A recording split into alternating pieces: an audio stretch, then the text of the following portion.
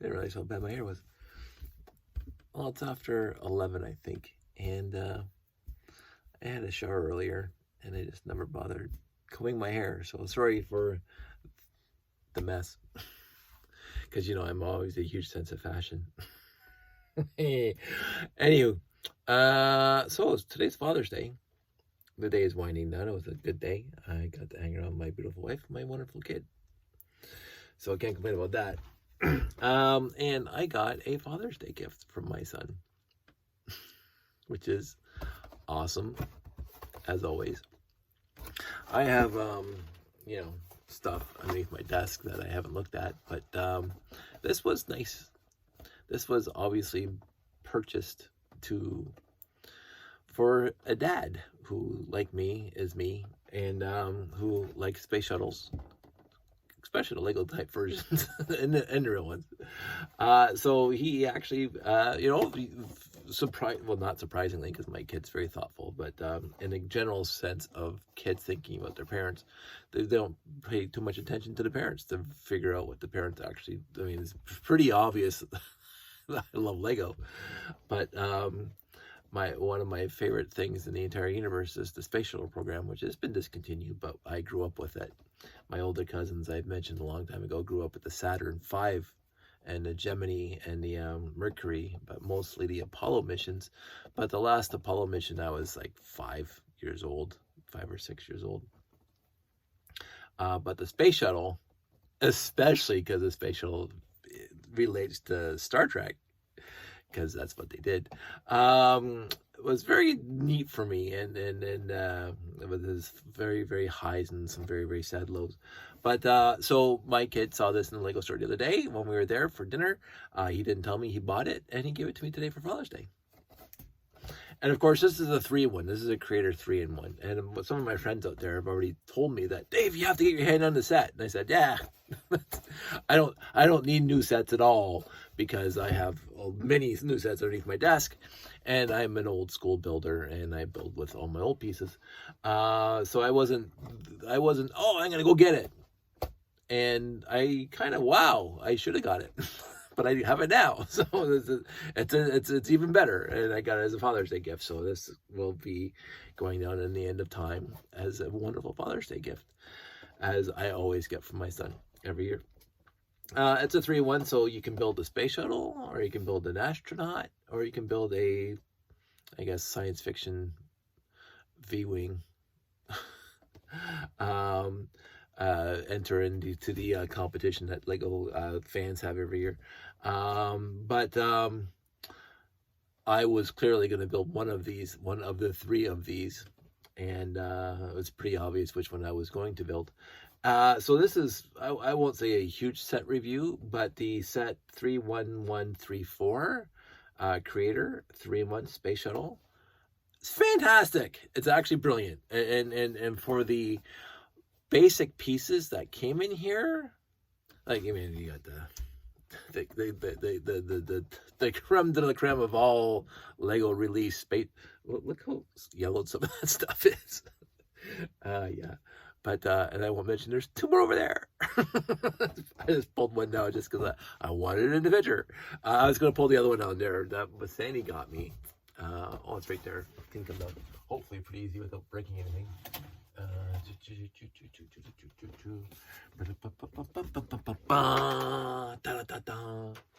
And if I remember correctly how this works, it's been a while. There we go. There's the landing gear. Might as well get them all out here.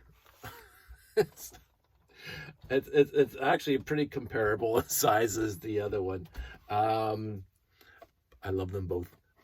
I'm not saying I'm more partial to the original. There's a whole stories behind that I've talked about before. Anyway, and I'm not going to pull that one from the ISS, because that's up there somewhere in a bag, and I'm not going to bother. And that's just like this tiny thing, which is still cute. But I would say, not having this one, if I didn't have this one, this would be possibly my favorite space shuttle. The Saturn V was my favorite set in the past 20 years by far. This was a very, very close second.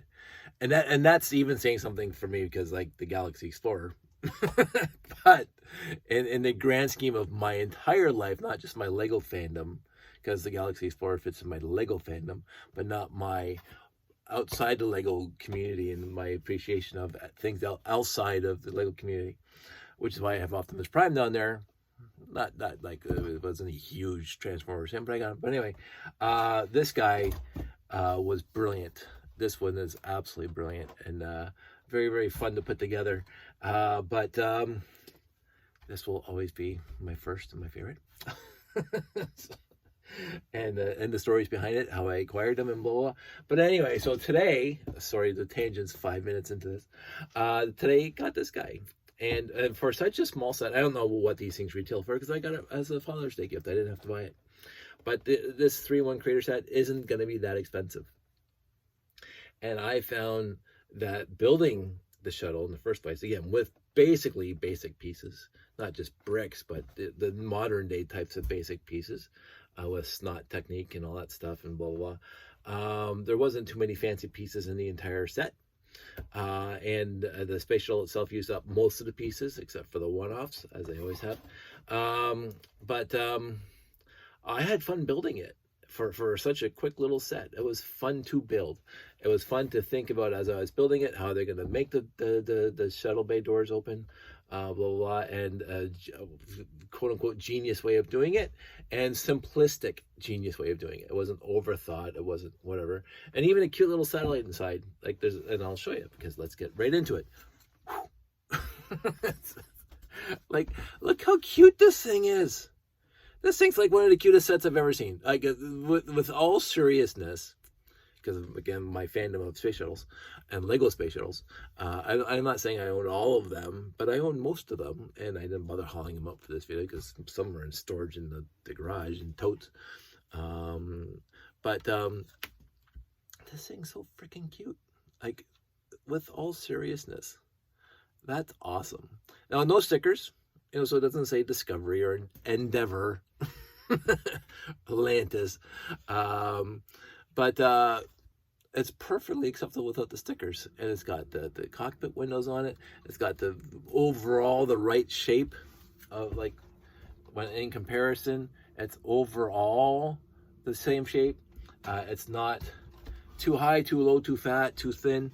It's pretty close to the scale of the actual shuttle. And they even got the little the delta on the back, which some old sets was flat.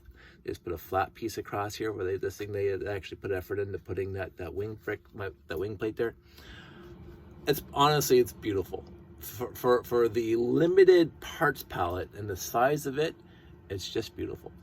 The thrusters in the back, fantastic. Like not jury rigged or whatever. Nicely set up, and even these little to infer the thrusters that are in the back of the shuttle, and the shuttle door opens. The shuttle bay opens. They put that in there. So and then it doesn't say Canadarm, but we all know. All us Lego fans know that's the Canadarm right there. The Canadarm. And look how cute this little look how cute this little satellite for like 1, 2, 3, 4, 5, 6, 7 pieces. It's a satellite, like seriously, and the trans light blue 2x3 tiles with the hooks on them, brilliant. And they use the gold pieces, the gold handles, 1x2 with handles, brilliant. And these little nodules here for whatever to make it look like a satellite, and for the Canadarm to grab onto. Just like and it's functional, like it attaches to the Canadarm, like that. For deployment, it's actually got some neat little features to it. I cannot honestly complain about this set at all. I think it's absolutely brilliant in its smallness, and its cuteness, and its scaleness, and I would imagine inexpensiveness. You know, like, get a fleet of these, make them all, put Enterprise in the side of one of them. So, the Enterprise. I will, the rest of my life, I remember just being absolutely glued to the television set I want to say 1977, but it might have been after that, when it was on the back of the 747, and it had the cone on the back, and it lifted off, and you had those two F-104s. I don't know, they weren't F-104s, but the jets, the tailing it, and then this just comes off and it lands. Then go into space, the first one, but it lands. They're testing the aerodynamics, flying brick, as they said in Space Cowboys. But it was just, and they did it before the Columbia launch. It was just, this is it. Again, I will. I'm not, again, 100% purist, or 100% not purist, completionist, because I'm sure there's shuttle sets out there that I don't have. Guaranteed. Guaranteed. Don't care. So, they even kind of alluded to the flag on the wings here, which is fine. I would have used a regular blue plate, 1x1, tile, but they went with dark blue instead. Don't care. It's absolutely beautiful. So set reviews over, if you call it that. It's just me gushing over how happy this made me as a Father's Day gift, and how cute I think it is. And the build itself was exceptionally fun, and the functionality and quote unquote playability of this thing is fun. And then you can actually display it in a model somewhere. Make a little stand for it if you want. Josh was asking if I was going to put it in the layout. Classic space in this, not in the same universe, but it'd be kind of cute to have something like this in the layout. But I will debate that. And yeah, the instruction books, even the instruction book, I really enjoyed, because look at the stars and stripes. Not the stars and stripes like America, but the stars and that look like the little beautiful fireworks they have going on as the last step. This was fun. This was honestly fun. Now, again, just like every single modern book, there's a million pages of instructions where you're just doing 2 pieces at a time. And again, that's perfectly acceptable, because people don't build the way we used to build. Oh, there's a flying hippopotamus in the back of this one. Let's see if they do it. I didn't even look at these books. If they show the last step to be, oh, the explosion there, the fireworks there. So I guess they're doing that now. I don't know if they just started with this one, because again, I don't buy a lot of new sets, nor do I build a lot of it. And you got this, like, ooh, look at this. What did I just see here? A giraffe. Rebuild the world. Anyway, I am not going to take this one apart. It's going to stay together. It's probably going to stay with these two. I won't say like that. but I am extremely pleased with that set. Considering the smallness, considering the basic brick, the palette of it, considering all those features, all those limitations on it, whoever designed that, brilliant. Just absolutely brilliant. So happy with it. So anyway, that was my quick review. I thought it was a longer review. And I just wanted to show some of my facials. So that's it. That's all. I'm going to go to bed. It's been a wonderful day, but a long day.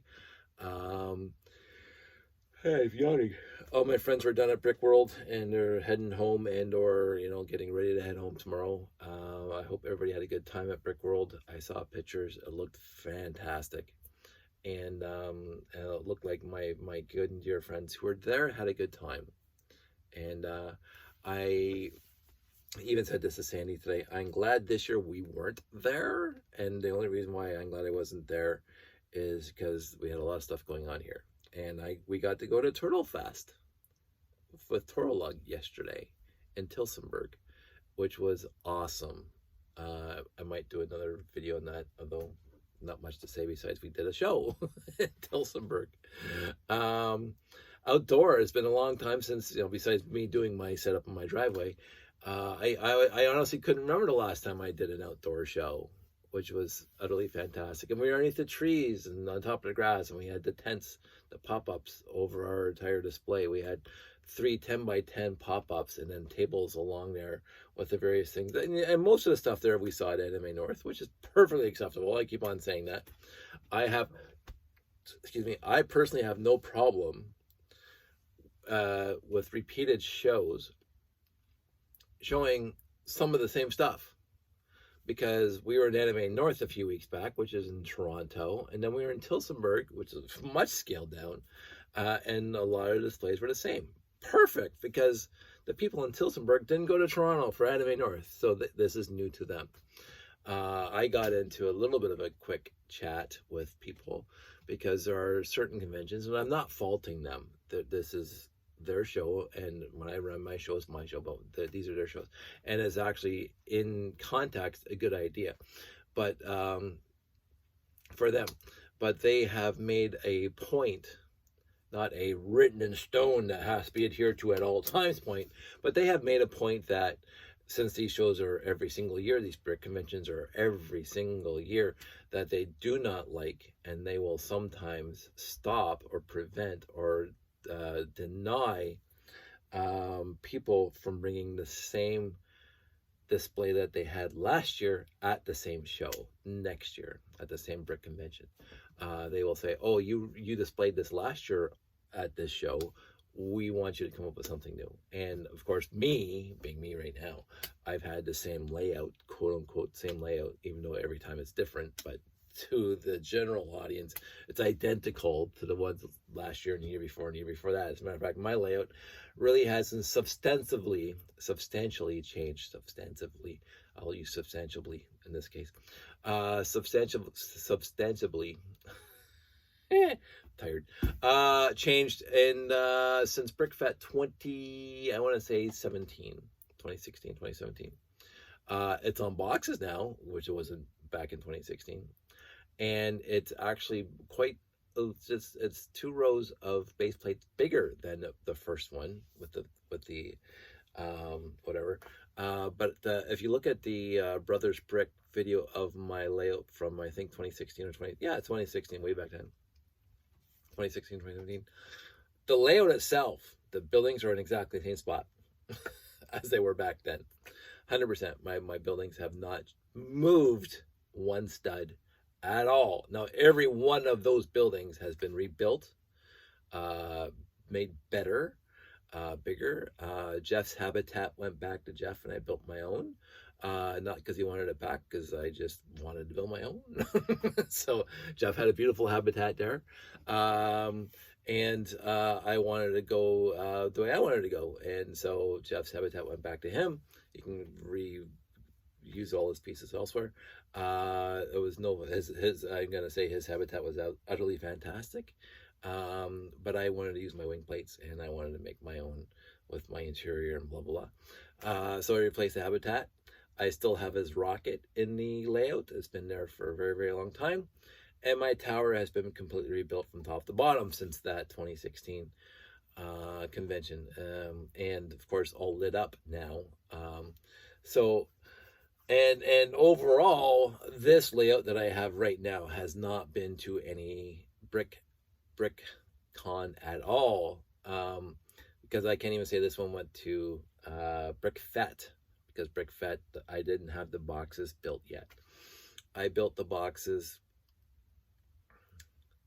well, I can't remember now. I built the boxes, I think, right before COVID hit. I did 2 shows in Mississauga. With the very first time I used the boxes was a collector con in Mississauga, and then I did another collector con in Mississauga, and then we did Family Fun Fest with our good friend Kevin in Toronto, and with the rest of Torolug, and that was the 3rd time, and that was the week that COVID was starting to run rampant in the world. And then there was a lockdown for 3 years, so we didn't do any shows except for the driveway show that I did. So these boxes have been before COVID were in public 3 times. Since COVID, I did the show in Etobicoke, in the gymnasium. I did the Ancaster Fair one time, not the Ancaster Fair, the Ancaster Collector Con. I did 2 Anime Norse now, and I downsized drastically the layout to just a tower and the habitat for Mississauga Comic Expo, which was very easy to set up because it's just 2 buildings and 1 monorail loop. And I just brought half my boxes. I didn't have to bring them all. The boxes are a godsend. I'm very, very happy I built them. But this, and I'm gonna be at Bricks in the 6 in a couple weeks. This will be the first convention, Lego convention, that these boxes will ever be at. I'm also doing Bricomanie in Quebec, La Belle Provence, in the Montreal, Laval, in September. So that's 2 brick festivals that these things will be at. Because Anime North is not a brick festival. The Collector Cons are not festivals.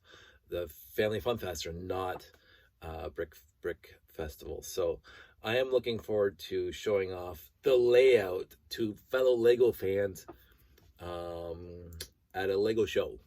It'll be my first, as it is now. But again, I've heard people say, and again, I will not fault them at all. I've heard people say, "Oh, we've seen this before," and they have, because it's been around.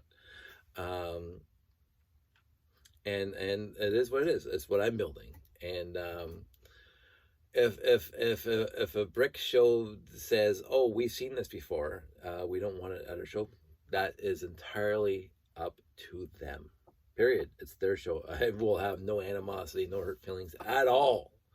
I have other stuff to bring. I will say in Turtle Fest, which was great, Sandy and I were inspired by the micro city that was there, micro builds. And so Sandy and I may, quote unquote, may sit down and start building micro and throw our hat in the ring and see what it's like. I have some ideas. I've never done it before. So we'll absolutely wing it. But maybe we'll bring some other stuff to shows instead of just bringing the the layout all the time. The heavy layout. There it is. The extremely heavy layout that is getting heavier it's getting heavier as I get older. It's a 1-to-1 ratio. I'm not sure how lead is being injected into the boxes, but the boxes are getting heavier as I get older. It's a statistical anomaly. It's getting heavier. But anyway, 22 minutes. I'm going to go to bed now. I want everybody out there, I hope every father out there had a good Father's Day. I did. I had a really nice day with Sandy and Josh. And I went to visit my mother-in-law in the home, and that was very, very emotionally wonderful and hard at the same time, but we're not going to talk about that. So that's it. That's all. You guys all stay safe, take care, and I will talk to you soon.